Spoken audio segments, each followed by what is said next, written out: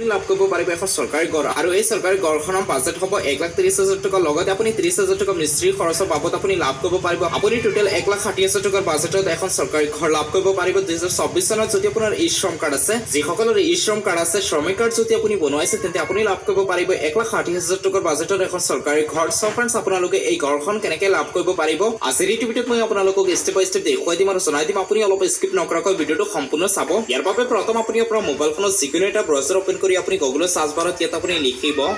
ESHRAM এইখিনি লিখি আপুনি সাৰ্চ কৰিব সাৰ্চ কৰাৰ পাছত আপুনি ৱেট কৰিব তাৰ পাছত আপোনাৰ সন্মুখত প্ৰথম এটা লিংক আহিব আপুনি চাব পাৰিব ইয়াত আছে ই শ্ৰম আপুনি ইয়াত ক্লিক কৰিব ইয়াত ক্লিক কৰাৰ পাছত আপুনি ৱেট কৰিব তাৰ পাছত আপোনাৰ সন্মুখত এনেকুৱাকৈ ইন্টাৰফেস আহিব এতিয়া আপুনি চাব পাৰিব ইয়াত আছে থ্ৰী লাইন আপুনি থ্ৰী লাইনত ক্লিক কৰিব ইয়াত ক্লিক কৰাৰ পাছত আপুনি চাব পাৰিব ইয়াত আছে স্কিম ইয়াত আপুনি চাব পাৰিব স্কিম দি আছে ইয়াত আপুনি ক্লিক কৰিব ইয়াত ক্লিক কৰাৰ পাছত ইয়াত আছে সোশ্যাল সিকিউৰিটি ওয়েলফেয়াৰ স্কিম দি আছে ইয়াত আপুনি ক্লিক কৰিব আপুনি ভিডিঅ'টো সম্পূৰ্ণ চাব যাতে এই ভিডিঅ চাই আপুনি কমপ্লিট বিষয়খিনি জানিব পাৰে তাৰ পাছত আপুনি স্ক্ৰল ডাউন কৰি একেবাৰে তলত আহিব তলত অহাৰ পাছত আপুনি চাব পাৰিব ইয়াত এটা অপচন দি আছে প্ৰধানমন্ত্ৰী আৱাস যোজনা গ্ৰামীণ PMAY দি আছে ইয়াত আপোনালোকে নিশ্চয় দেখিবলৈ পাইছে তাৰ পাছত ইয়াত আপুনি চাব পাৰিব ইয়াত এলিজিবিলিটি কেইটামান ক্ৰাইটেৰিয়া দি আছে যোগ্যতা দি আছে এইকেইটা যদি আপোনাৰ মাজত হয় তেন্তে আপোনালোকে এই ঘৰখন লাভ কৰিব পাৰিব নহলে আপুনি কেতিয়াও এই ঘৰখন লাভ নকৰিব আৰু এই ঘৰখন আপোনালোকে কেনেকৈ আবেদন কৰিব পাৰিব মই ইয়াত আপোনালোকক জনাই দিম সেইকাৰণে আপোনালোকে ভিডিঅ'টো সম্পূৰ্ণ চাব তাৰ পাছত আপুনি প্ৰথম চাব পাৰিব ইয়াত এক নম্বৰত কোৱা হৈছে should be an Indian citizen কোৱা হৈছে প্ৰথম আপুনি এজন ভাৰতীয় নাগৰিক হ'ব লাগিব ইয়াত এক নম্বৰত কোৱা হৈছে তাৰ পাছত কোৱা হৈছে any family including workers who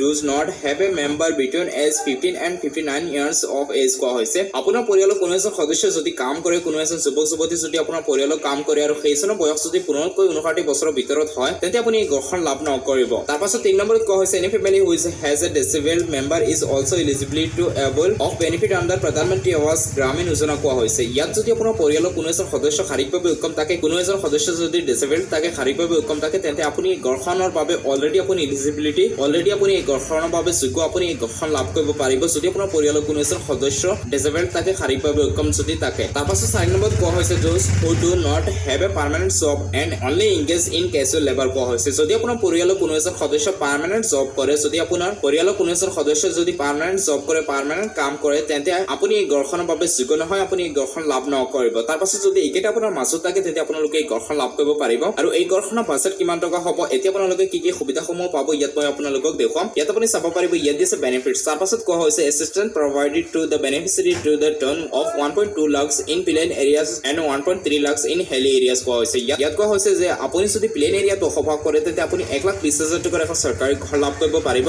লগতে আপুনি 30,000 টকা মিস্ত্ৰী খৰচৰ বাবদ আপুনি লাভ কৰিব পাৰিব 1,50,000 টকাৰ এখন আপুনি চৰকাৰী ঘৰ লাভ কৰিব পাৰিব যদি আপুনি প্লেন এৰিয়াত বসবাস কৰে আৰু যদি আপুনি পাহাৰীয়া এলেকাত বসবাস কৰে তেন্তে আপুনি 1,30,000 টকাৰ এখন চৰকাৰী ঘৰ লাভ কৰিব পাৰিব লগতে আপুনি 30,000 টকা মিস্ত্ৰী খৰচৰ বাবদ লাভ কৰিব পাৰিব এই ঘৰখন যিসকলৰ শ্ৰমিক কাৰ্ড আছে ই শ্ৰম কাৰ্ড আছে সেইসকলে ঘৰখন লাভ কৰিব পাৰিব এই ঘৰখন কেৱল মাত্ৰ ই শ্ৰম কাৰ্ডৰ আন্ডাৰত হয় যদি আপোনাৰ ই শ্ৰম কাৰ্ড আছে তেন্তে আপুনি এই ঘৰখন লাভ কৰিব পাৰিব শ্ৰমিক কাৰ্ড যদি আপোনাৰ আছে তেন্তে আপুনি এই ঘৰখন লাভ কৰিব পাৰিব ই শ্ৰম কাৰ্ডৰ আন্ডাৰত হয় এই ঘৰখন সো ফ্ৰেন্ডছ আজিৰ এই ভিডিঅ'ত এইখিনি আছিল এইটো কেৱল মাত্ৰ আপডেট আছিল যদি আবেদন কৰাৰ এপ্লাই কৰাৰ কোনো প্ৰসেছ আহে তেন্তে আপোনালোকক নিশ্চয় ভিডিঅ' বনাই দেখুৱাই দিম সো ফ্ৰেন্ডছ আজিৰ এই ভিডিঅ'ত এইখিনি আছিল আশা কৰিছো আপোনালোকে নিশ্চয় বুজি পাইছে